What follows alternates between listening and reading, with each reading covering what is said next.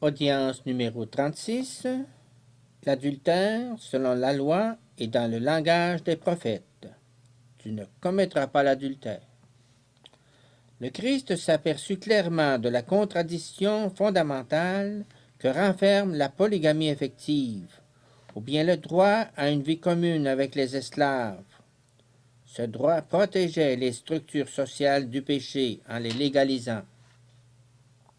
Abraham observait les prescriptions de la loi d'Hammurabi, qui permettait d'épouser une seconde femme en cas de stérilité de la première. Et Jacob avait 2 épouses et 2 concubines. Le livre du Deutéronome admet l'existence légale de la bigamie et même de la polygamie.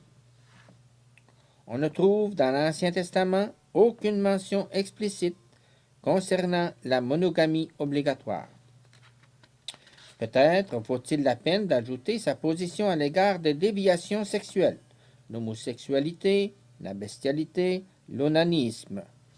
Onan déplut aux yeux du Seigneur qui le fit mourir. Nous y trouvons spécifiquement confirmé le caractère de pudeur qui entoure tout ce qui chez l'homme appartient au sexe. Mieux, tout ce qui est sexuel est tenu en un certain sens pour impur. Le fait de découvrir la nudité est stigmatisé.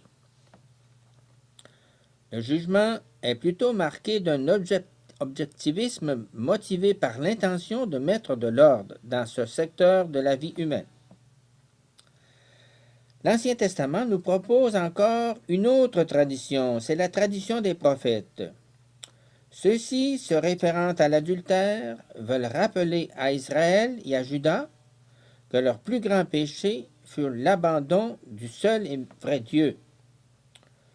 Une caractéristique propre au langage des prophètes est l'analogie avec l'adultère plutôt que l'adultère lui-même.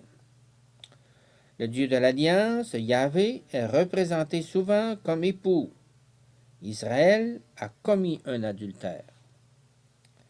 Les prophètes présentent tant l'amour de Yahvé époux que la trahison d'Israël épouse qui s'abandonne.